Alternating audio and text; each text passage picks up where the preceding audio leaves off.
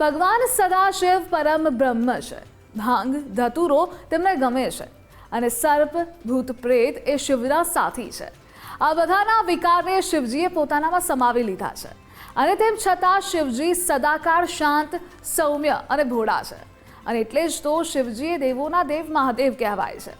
આપણે બધા જાણીએ છીએ કે શિવજી એ સ્મશાનમાં વસે છે અને ભૂતાદિ ગણના નાથ છે. આવો એ જાણીએ કે શિવજી ભૂતોના નાથ કેમ કહેવાય છે. જણાવી રહ્યા છે જ્યોતિષાચાર્ય ઉર્વેશ કુમાર પંડ્યા.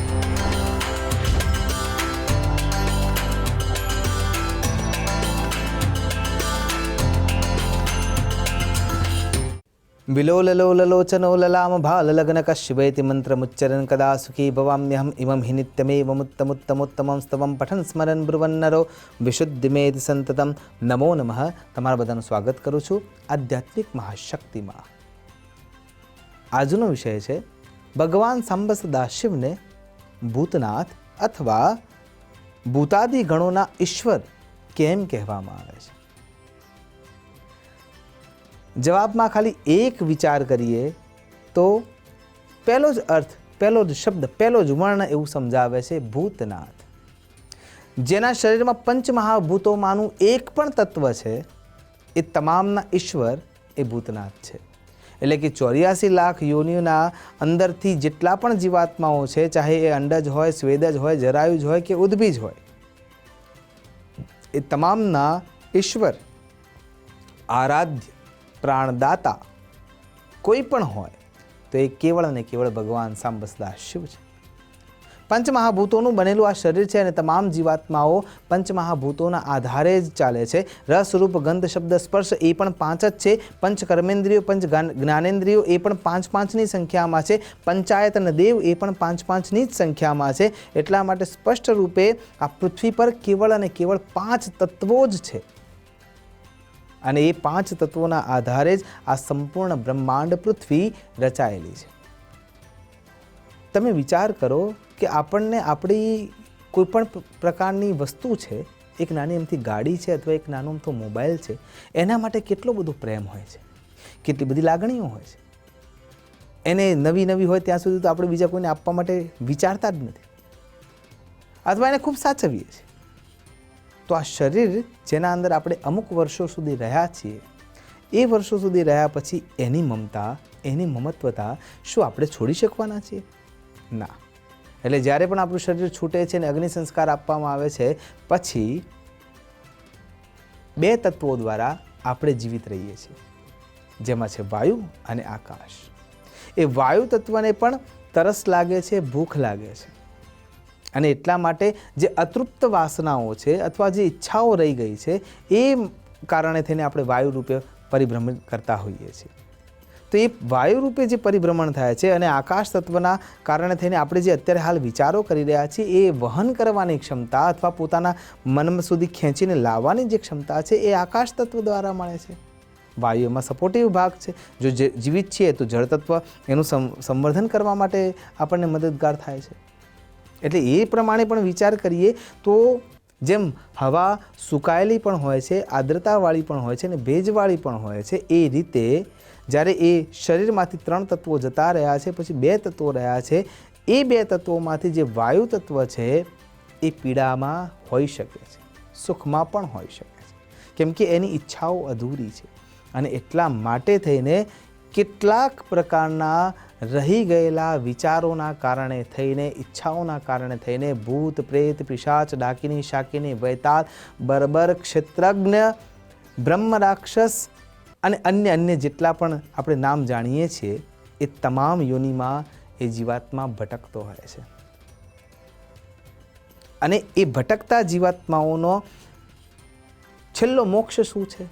ભગવાન સાંબ સદાશિવ. છેલ્લું સ્થાન શું છે? કેવળ આશુતોષ ભગવાન સાંબ સદાશિવ. અને ત્યાં સુધી પહોંચવા માટે પણ ક્રિયાઓ છે.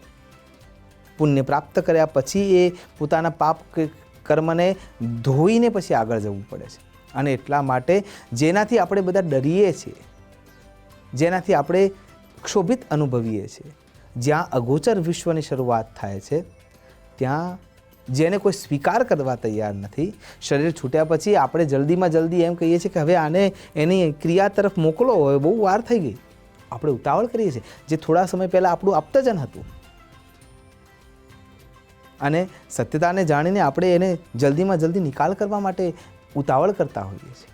તો એના પાછળ વિચાર ખાલી એટલો જ છે કે જેને આપણે છોડીએ છીએ, સમાજ છોડી દે છે, જેને લોકો દૂર કરે છે, જે અગ્રાહ્ય બની જાય છે, એને ગ્રાહ્ય કરવાનું કાર્ય ભગવાન સાંબ સદા શિવ કરે છે. અને એટલા માટે ભૂતોના નાથ ભગવાન ભૂતનાથ અથવા ભૂતેશ અથવા વિશ્વનાથ અથવા પશુપતિનાથ અથવા ગણનાથ રૂપે ભગવાન સાંબ સદા શિવની અર્ચના થાય છે. કાલિંગમ પાતાળે બટુકેશ્વર અથવા હાટકેશ્વર, અલગ અલગ મંત્રોમાં અલગ અલગ જગ્યાએ શબ્દને ભેદ છે. આકાશે તારકાલિંગમ પાતાલે બટુકેશ્વર મૃત્યુલોકે મહાકાલ સર્વલિંગમ નમોસ્તુતે. એટલે કે 14 બ્રહ્માંડમાં 3 લોકમાં દરેક જગ્યાએ ભગવાન સાંબ સદા શિવના શરીરની લિંગની પૂજા થાય છે ને થાય છે. અને એટલા માટે અતળ વિતળ સુતળ તળાતળ રસાતળ મહાતળ પાતાળ ભૂલોક ભવલોક સ્વલોક મહલોક જનલોક તપલોક અને સત્યલોક, આ 14 બ્રહ્માંડ અને સાર્ધ્વ ત્રિકોટી બ્રહ્માંડમાં ભગવાન સાંબ સદા શિવની પૂજા અર્ચના આરાધના છે. એટલા માટે ભગવાન ભૂતનાથ છે, ભૂત ગણના અધ્યક્ષ છે, સમુદાયના અધ્યક્ષ છે.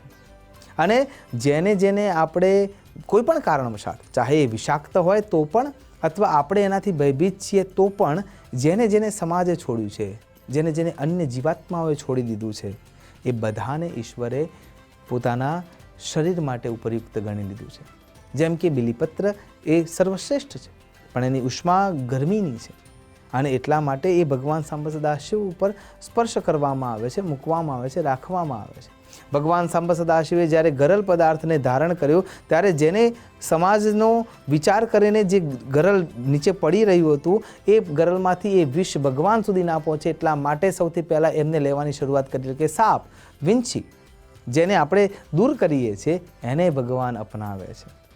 એમને જે પૂજામાં ઉપયોગ થતા જે તત્વો છે એને જુઓ કે દ્રવ્યો છે એને તમે વિચાર કરો તો સૌથી પહેલો આંકડો જોવા મળે છે, ધતુરો જોવા મળે છે, વિજયા જોવા મળે છે, એટલે કે ભાંગ જોવા મળે છે. તો આ બધા દ્રવ્યો બધાએ છોડ્યા છે. અને ભગવાન સાંબ સદા શિવ મોક્ષના દેવ છે, વૈરાગ્યના દેવ છે, અધિક્ષક છે, યોગપતિ છે.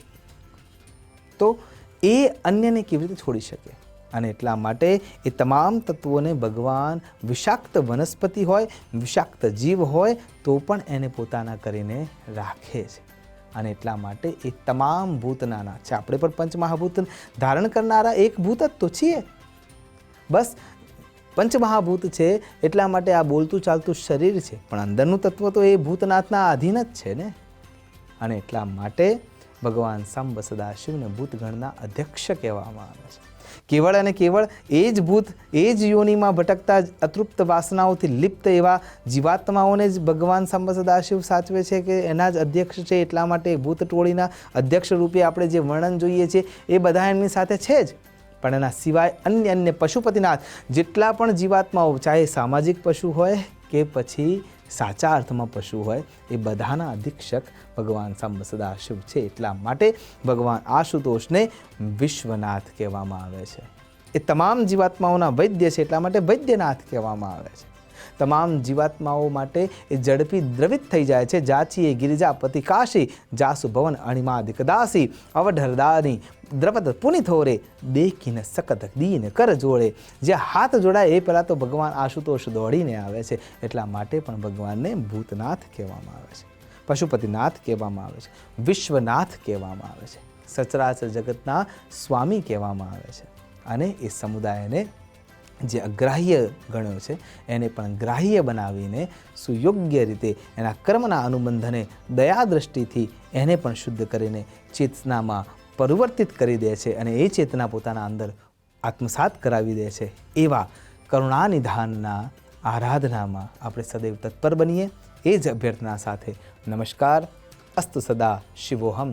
નમો નમઃ.